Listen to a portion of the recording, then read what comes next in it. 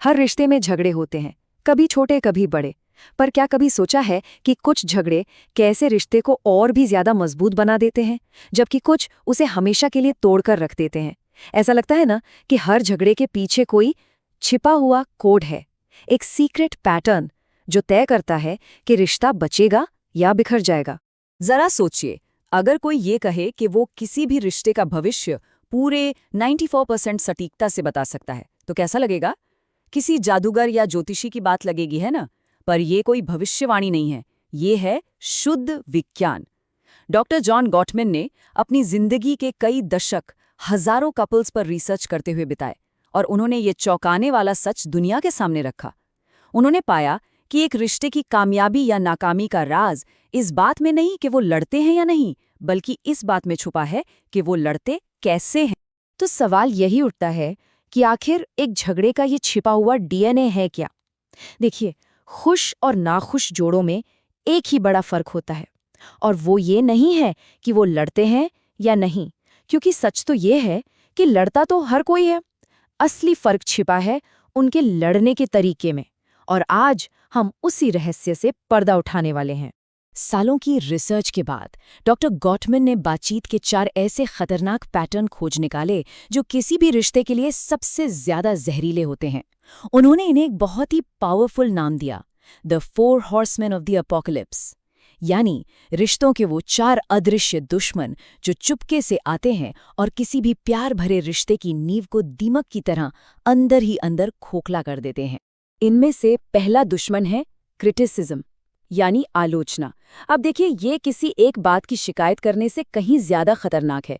ये सीधा सीधा पार्टनर के कैरेक्टर पर हमला है। मान लीजिए किसी को कहना है कि तुमने आज घर का काम नहीं किया, ये एक शिकायत है। लेकिन अगर इसकी जगह ये कहा जाए तुम तो हो ही आलसी, तुम कभी कोई काम नहीं करते, तो ये आलोचना है। आपने एक छोटी सी घटना को लेकर उनके पूरे वजूद पर, उनके पूरे व्यक्तित्व पर एक नेगेटिव लेबल लगा। यहाँ पर शिकायत और आलोचना के बीच का बारीक सा फर्क समझना बहुत जरूरी है। देखिए, शिकायत हमेशा किसी एक खास एक्शन या व्यवहार पर फोकस करती है।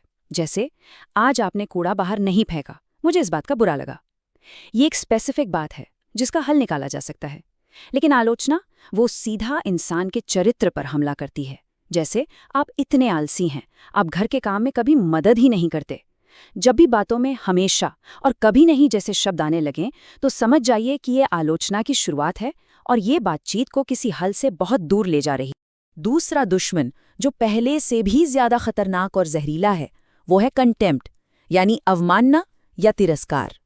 ये आलोचना से भी एक कदम आगे है।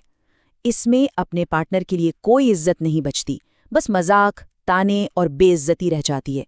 ये उस एहसास से पैदा होता है कि मैं तुमसे बेहतर हूं, मतलब एक तरह की नैतिक सुपीरियॉरिटी। ये वो भावना है जो कहती है कि आप अपने साथी से हर मामले में बेहतर हैं और उन्हें नीची नजरों से देखते हैं।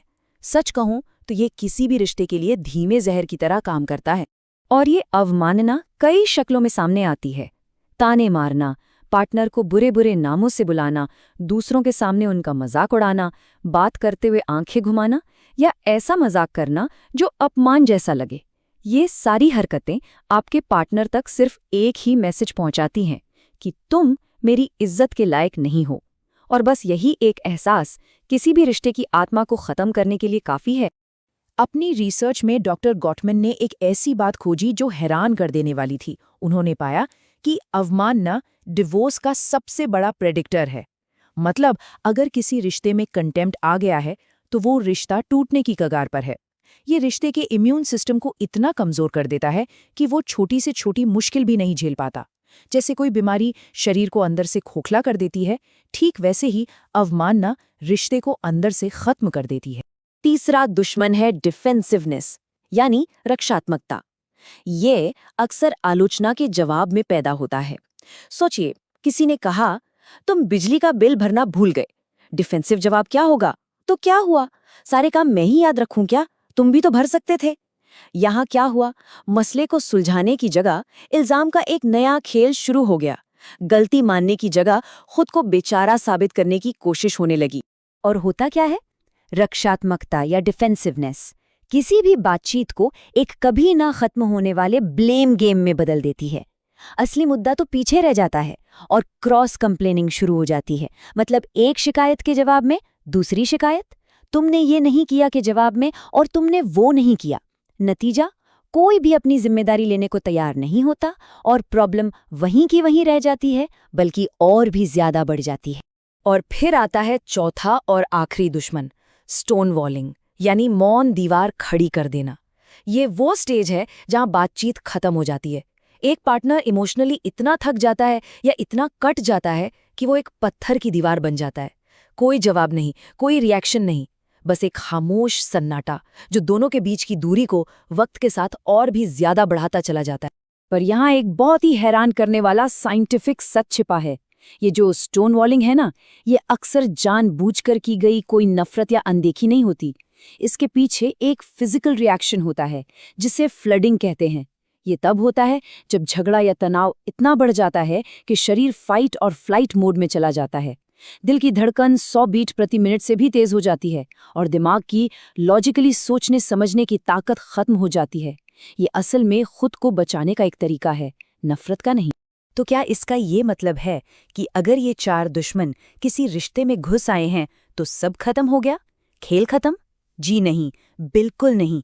अच्छी बात यह है कि विज्ञान ने सिर्फ प्रॉब्लम ही नहीं पहचानी, बल्कि इन चारों दुश्मनों को हराने के लिए इनके एंटीडोट्स यानी तोड़ भी बताए हैं।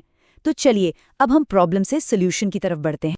आलोचना का तोड़ है कोमल शुरुआत, जिसे गॉटमैन जेंटल स्टार्टअप कहते हैं। तुम हमेशा सब कुछ फैलाकर रखते हो कहने के बजाय ये कहें, जब घर बिखरा होता है तो मुझे बहुत स्ट्रेस होता है, क्या हम मिलके इसे ठीक कर सकते हैं? देखिए, यहाँ आप अपनी फीलिंग्स बता रहे हैं, इल्जाम नहीं लगा रहे हैं। कंटेम्प्ट का तोड़ है एक कल्चर ऑफ अप्रिसिएशन बनाना, यानी एक दूसरे की तारीफ करने की, सराहना करने की आदत डालना। छोटी छोटी चीज़ों के लिए थैंक यू बोलना, इससे रिश्ते में सम्मान का माहौल बनता है। डिफेंसिवनेस का तोड़ है टेक रिस्पॉन्सिबिलिटी, अपनी गलती मानना, चाहे वो कितनी भी छोटी क्यों ना हो।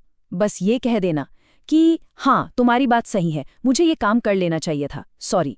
ये एक छोटा सा वाक्य बड़े बड़े झगड़ों को तुरंत खत्म कर सकता है। और स्टोन वॉलिंग का तोड़ है फिजियोलॉजिकल सेल्फ सूथिंग। जब भी लगे कि आप फ्लडेड महसूस कर रहे हैं तो एक ब्रेक लें, कहें मुझे अभी थोड़ा शांत होने की ज़रूरत है, मैं 20 मिनट में आता हूँ, फिर बात करते हैं। ये ब्रेक आपको दोबारा लॉजिकली सोचने का मौका देता है। और ये है गॉटमैन का मैजिक रेशियो। इसे एक इमोशनल बैंक अकाउंट की तरह समझिए। हर एक नेगेटिव बातचीत या झगड़ा उस अकाउंट से पैसा निकालने जैसा है।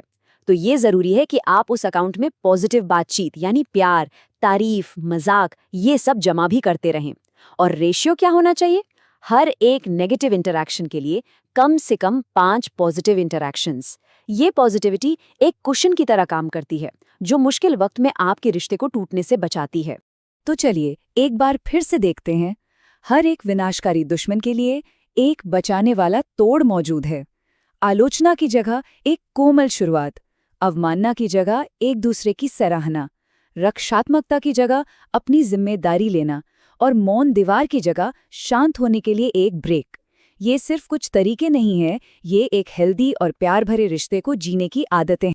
अब तक हमने जो भी बात की वो दुनिया के किसी भी रिश्ते पर लागू होती है, लेकिन चलिए अब इसे भारतीय समाज के संदर्भ में देखते हैं, जहां कपल्स को अक्सर एक बहुत ही अनोखी और बड़ी चुनौती का सामना करना पड़ता है, और वो है परिवार का हस्तक्षेप। हमारे यहाँ भारत में शादी अक्सर सिर्फ 2 लोगों का नहीं, बल्कि 2 परिवारों का मिलन होती है। और जब इन रिश्तों की सीमाएं धुंधली हो जाती हैं तो एक अजीब सी स्थिति पैदा होती है, जिसे विभाजित वफादारी कहते हैं। ये वो मुश्किल घड़ी होती है जहां एक इंसान को अपने पार्टनर और अपने परिवार के बीच में से किसी एक को चुनना पड़ता है, और इससे रिश्ते में बहुत ज्यादा तनाव और झगड़े पैदा होते हैं। और ये सिर्फ कहने की बातें नहीं है, इसके पीछे डेटा है। ये आंकड़े उन कपल्स की कहानियां बताते हैं जो बाहरी दबाव की वजह से इमोशनल तकलीफ से गुजर रहे हैं। रिसर्च ये दिखाती है कि जिन कपल्स की शादी में परिवार का बहुत ज्यादा हस्तक्षेप होता है, उनमें से 65% तक लोग बहुत ज्यादा मानसिक तनाव महसूस करते हैं, जबकि जिन कपल्स में ये हस्तक्षेप कम होता है उनमें ये आंकड़ा सिर्फ 20% है। ये फर्क साफ साफ दिखाता है कि एक कपल के तौर पर अपनी सीमाएं बनाना कितना जरूरी है। तो इसका हल क्या है?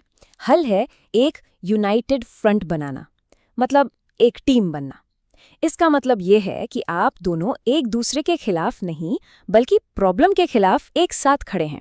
इसका मतलब परिवार की बेइज्जती करना बिल्कुल नहीं है, बल्कि अपने रिश्ते को बचाना है। बहुत ही सम्मान के साथ अपने परिवार को ये बताना कि हम आपसे बहुत प्यार करते हैं, लेकिन ये फैसला हम दोनों का होगा। और सबसे जरूरी बात, सबके सामने और अकेले में भी हमेशा अपने पार्टनर का साथ देना।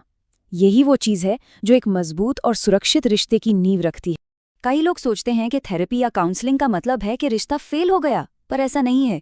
इसे अपने रिश्ते के लिए एक फ्लू शॉट की तरह देखिए। फ्लू शॉट हम बीमार होने के बाद नहीं, बल्कि बीमार होने से बचने के लिए लेते हैं। थेरेपी का मतलब ये नहीं कि रिश्ता टूट चुका है। इसका मतलब है कि आप अपने रिश्ते की इतनी परवाह करते हैं कि आप उसे और भी ज्यादा मजबूत बनाना चाहते हैं। ये एक प्रिवेंटिव मेजर है जो प्रॉब्लम को बड़ा होने से पहले ही रोक देता है। और ये काम करता है। अमेरिकन साइकोलॉजिकल एसोसिएशन के मुताबिक थेरेपी लेने वाले लगभग 75% कपल्स अपने रिश्ते में सुधार महसूस करते हैं।